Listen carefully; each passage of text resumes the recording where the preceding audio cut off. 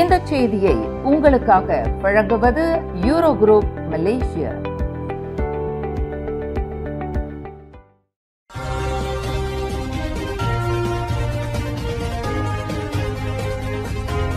வணக்கம். திசைகளின் 5 மணி செய்திகள். அமைச்சரவை சீரமைப்புக்கு அவசரமில்லை. தொங்கு ஜஃப்ருல் விவகாரம் இன்னும் விவாதிக்கப்படவில்லை. பிரதமர் அன்வார் திட்டவட்டம். PKR கட்சியைச் சேர்ந்த 2 அமைச்சர்கள் பதவி விலகியது, அம்னோவைச் சேர்ந்த ஒரு அமைச்சர் கட்சி தாவியது தொடர்பில் அமைச்சரவை சீரமைப்புக்கு அவசரமில்லை என்று பிரதமர் டத்தோஸ்ரீ அன்வார் இப்ராஹிம் திட்டவட்டமாக தெரிவித்துள்ளார். PKR கட்சியின் முன்னாள் துணைத் தலைவர் ரஃபிசி ரம்லி தாம் வகித்து வந்த பொருளாதார அமைச்சர் பதவியிலிருந்து விலகினார். மற்றொரு முன்னாள் உதவித் தலைவரான நிக் நஸ்மி நிக் அமாட் தாம் வகித்து வந்த இயற்கை வளம் மற்றும் சுற்றுச்சூழல் அமைச்சர் பதவியை துறந்தார். வர்த்தகம், முதலீடு, தொழில்துறை அமைச்சர் தொங்கு ஜஃப்ருல் அப்துல் அசீஸ் அம்னோவிலிருந்து விலகியது முதலிய காரணங்களினால் அமைச்சரவையை உடனடியாக சீரமைப்பு செய்ய வேண்டும் என்பதற்கான அவசரமில்லை என்று அன்வார் குறிப்பிட்டார். அரசாங்கம் எவ்வித தொய்வின்றி வழக்கம் போல செயல்படுகின்றன. எனவே அமைச்சரவை சீரமைப்புக்கு அவசரம் காட்ட வேண்டியதில்லை என்று அன்வார் விளக்கினார்.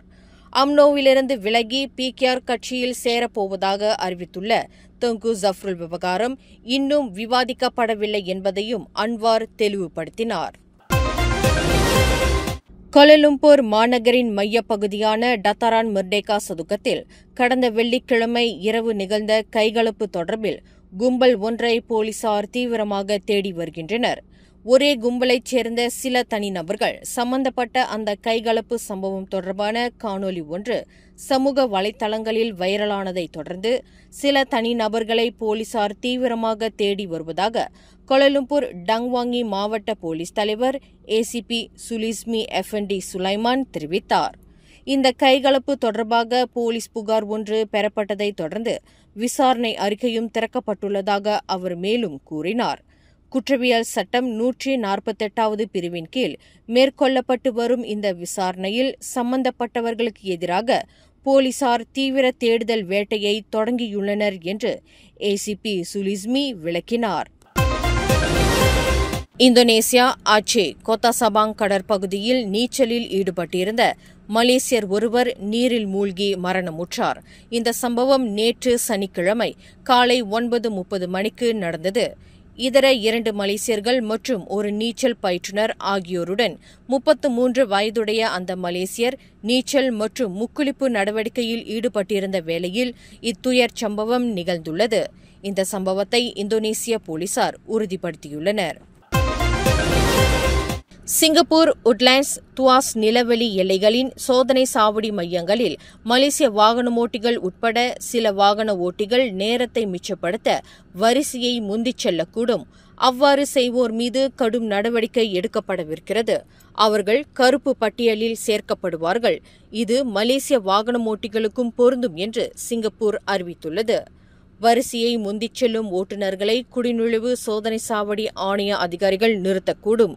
யூட்டர்ன் செய்து மீண்டும் வரிசையில் சேர்த்து கொள்ளுமாறு அதிகாரிகள் அந்த ஓட்டுநர்களுக்கு உத்தரவிடக்கூடும். சில ஓட்டுநர்கள் தவறு இழைத்தோர் கருப்பு பட்டியலில் சேர்க்கப்படலாம். அவர்கள் மீது மேலும் நடவடிக்கை எடுக்கப்படலாம்.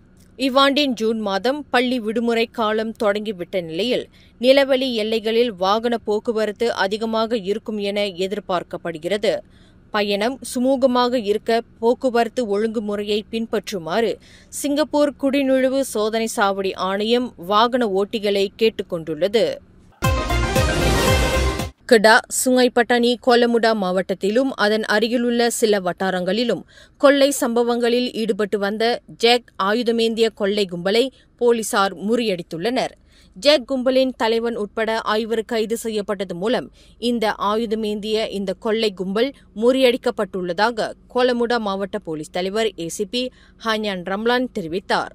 கடந்த மே 28ஆம் தேதி முதல் நேற்று 31ஆம் தேதி வரை கோலமுடா மாவட்டத்தில் நடத்தப்பட்ட ஓப் பிந்து எனும் அதிரடி சோதனையில் ஜேக் கும்பலைச் சேர்ந்த 29 வயது முதல் 52 வயதுடைய 5 உள்நாட்டு ஆடவர்கள் கைது செய்யப்பட்டதாக ACP ஹன்யான் ரம்லான் குறிப்பிட்டார். ஜேக் கும்பல் பிடிப்பட்டது மூலம் தாங்கள் நிகழ்த்திய கொள்ளைகளுக்கு இக்கும்பல் பயன்படுத்தி வந்த வாகனம், ஆயுதங்கள், 1455 ரிங்கெட் மதிப்புள்ள பன்னாட்டு பண நோட்டுகள், பலவிதமான கைப்பைகள், கை கடிகாரங்கள், மடிக்கணினிகள், கைபேசிகள், தலைக்கவசங்கள் மற்றும் போதைப் பொருள்கள் உட்பட பல வகையான பொருட்கள் பறிமுதல் செய்யப்பட்டுள்ளன. கைதான ஜெக் கும்பலை சேர்ந்த ஒவ்வொருவருக்கும் 20க்கும் மேற்பட்ட குற்றப்பதிவுகள் உள்ளன. அவர்கள் காவல்துறையினரால் தேடப்பட்டு வந்தவர்களின் பெயர் பட்டியலிலும் இடம்பெற்றுள்ளனர் என்று ஏசிபி ஹன்யான் ரம்லான் தெரிவித்தார். இந்த கும்பல் பிடிபட்டது மூலம் அண்மையில் சுங்காய் பட்டாணி மாவட்டத்தில் ஒரு வழக்கறிஞர் அலுவலகம், ஒரு பாலர் பள்ளி மற்றும் ஒரு உணவகம் ஆகியவற்றில் நிகழ்ந்த கொள்ளை சம்பவங்களுக்கும், பினாங்கு மாநிலத்தில் சுங்காய் டுவாவில் ரூமா சாராங் பூரோங் வாலிட்டில் ஒரு வீட்டில் நிகழ்ந்த ஆயுதமேந்திய கொள்ளை சம்பவத்திற்கும் தீர்வு காணப்பட்டுள்ளதாக ஏசிபி ஹன்யான் ரம்லான் குறிப்பிட்டார். தனது கண்காணிப்பில் விடப்பட்ட 15 வயது உறவுக்கார பெண்ணை உடல் ரீதியாக காயப்படுத்தி சித்திரவதை செய்து வந்ததாக உணவக நடத்துனரான பெண்மணி ஒருவர் திரங்கானு சுக்காய் செஷன்ஸ் நீதிமன்றத்தில் இன்று குற்றஞ்சாட்டப்பட்டார். 52 வயதுடைய அந்த பெண்மணி நீதிபதி வான் சுஹைலா முகமது முன்னிலையில் நிறுத்தப்பட்டு குற்றச்சாட்டு வாசிக்கப்பட்டது. இவ்வாண்டு மார்ச் மாதம் முதல் மே 22ஆம் தேதி வரை சுக்காய் பிஞ்சா என்ற இடத்தில் உள்ள தனது உணவகத்தில் அந்த 15 வயது பெண்ணை சித்திரவதை செய்து வந்ததாக அந்த பெண்மணிக்கு எதிரான குற்றச்சாட்டில் தெரிவிக்கப்பட்டது. குற்றவாளி என்று நிரூபிக்கப்பட்டால் கூடியபட்சம் 20 ஆண்டு சிறை மற்றும் 50,000 ரிங்கிட் அபராதம் விதிக்க வகை செய்யும் குற்றவியல் சட்டத்தின் கீழ் அந்த பெண்மணி குற்றச்சாட்டை எதிர்நோக்கியுள்ளார். 2025ஆம் ஆண்டுக்கான உலக அழகி பட்டத்தை தாய்லாந்து நாட்டைச் சேர்ந்த சுச்சதா ஓப்பல் சுவாங்ஸ்ரீ வென்றுள்ளார்.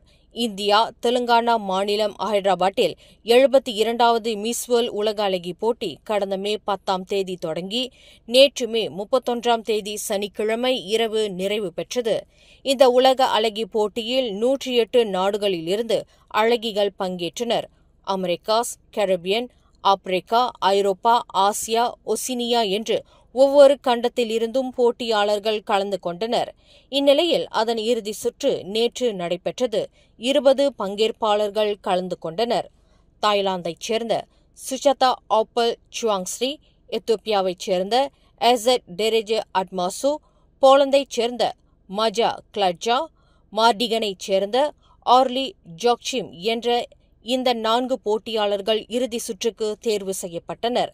தனித்திறமை, நடனம் உள்ளிட்ட பல்வேறு பிரிவுகளில் போட்டி நடத்தப்பட்டு அதில் சிறப்பாக செயல்பட்டவர்கள் அடுத்தடுத்த சுற்றுகளுக்கு தேர்வு செய்யப்பட்டனர். இந்நிலையில் இதன் இறுதி சுற்றில் 21 வயதே ஆன சுச்சதா ஓப்பல் சுவாங்ஸ்ரீ உலக அழகி பட்டத்தை வென்றார். அவருக்கு கடந்த ஆண்டு மிஸ் வேர்ல்ட் பட்டத்தை வென்ற கிறிஸ்டினா சைஸ்கோவா மகுடத்தை சூட்டினார். உலக அழகி போட்டி வரலாற்றில் தாய்லாந்து உலக அழகியாக வெற்றி பெற்று சாதனை படைத்திருப்பது இதுவே முதல் முறையாகும். சுச்சதாவிற்கு 10 லட்சம் அமெரிக்க டாலர் ரொக்க வெகுமதியாக வழங்கப்பட்டது. மேலும் செய்திகளை தெரிந்து கொள்ள கீழே இருக்கும் பெல் பட்டனை அழுத்துங்கள். உங்கள் மகிழ்ச்சியை வெளிப்படுத்த லைக் மற்றும் ஷேர் செய்யுங்கள். தொடர்ந்து திசைகளோடு இணைந்திருக்க சப்ஸ்கிரைப் செய்யுங்கள்.